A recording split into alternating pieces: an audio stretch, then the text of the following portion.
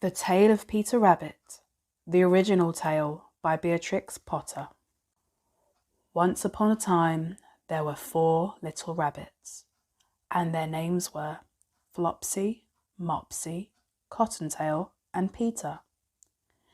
They live with their mother in a sandbank underneath the root of a big fir tree. "Now, my dears," said old Mrs. Rabbit one morning, "you may go into the fields or down the lane, but don't go into Mr. McGregor's garden. Your father had a terrible accident there. He was put in a pie by Mrs. McGregor. Now run along and don't get into mischief. I am going out." Then old Mrs. Rabbit took a basket and her umbrella and went through the woods to the baker's. She bought a loaf of brown bread and 5 currant buns. Flopsy, Mopsy, and Cottontail, who were good little bunnies, went down to the lane to gather blackberries. But Peter, who was very naughty, ran straight away to Mr. McGregor's garden and squeezed under the gate. First he ate some lettuces and some French beans, and then he ate some radishes. And then, feeling rather sick, he went to look for some parsley. But round the ends of a cucumber frame, who should he meet but Mr. McGregor? Mr. McGregor was on his hands and knees planting out young cabbages, but he jumped up and ran after Peter, waving a rake and calling out, "Stop, thief!" Peter was most dreadfully frightened. He rushed all over the garden, for he had forgotten the way back to the gate. He lost one of his shoes amongst the cabbages, and the other shoe amongst the potatoes. After losing them, he ran on 4 legs and went faster, so that I think he might have got away altogether if he had not unfortunately run into a gooseberry net and got caught by the large buttons on his jacket. It was a blue jacket with brass buttons, quite new. Peter gave himself up for lost and shed big tears, but his sobs were overheard by some friendly sparrows who flew to him in great excitement and implored him to exert himself. Mr. McGregor came up with a sieve which he intended to pop over the top of Peter, but Peter wriggled out just in time, leaving his jacket behind, and rushed into the tool shed and jumped into a can. It would have been a beautiful thing to hide in if it had not had so much water in it. Mr. McGregor was quite sure that Peter was somewhere in the tool shed, perhaps hidden underneath the flower pot. He began to turn them over carefully, looking under each. Presently, Peter sneezed. "Ka-choo!"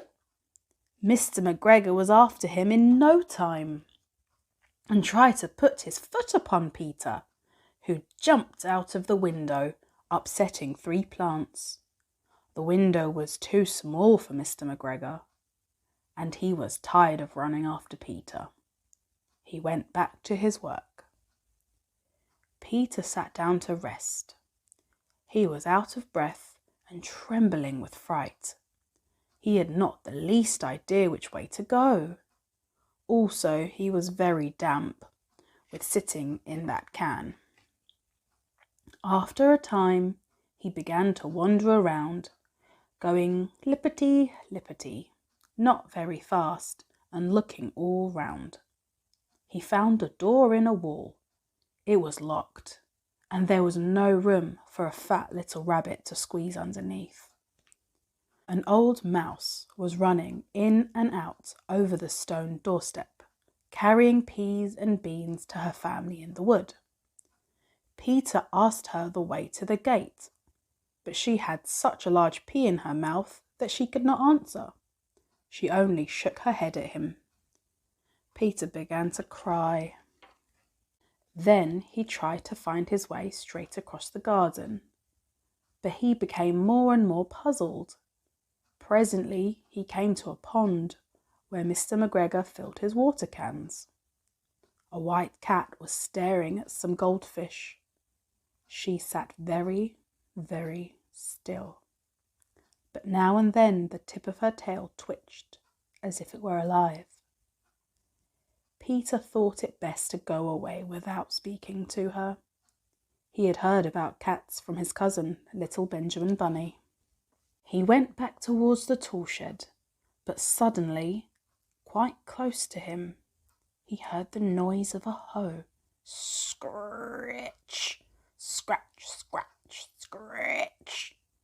Peter scuttered underneath the bushes.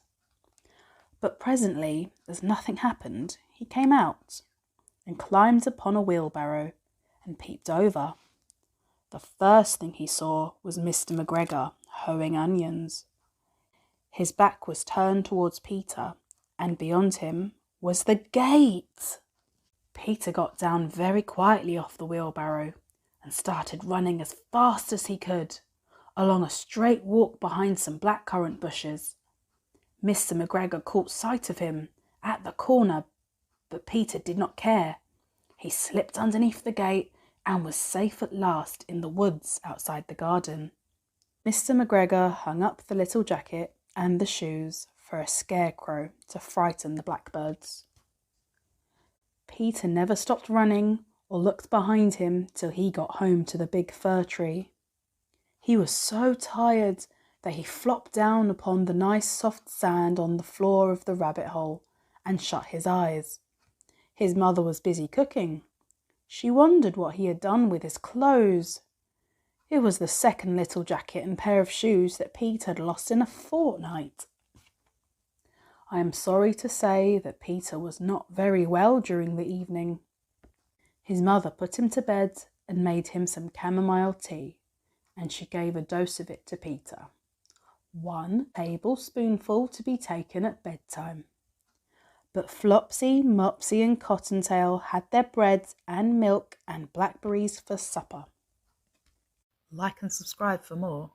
Storytime every Friday.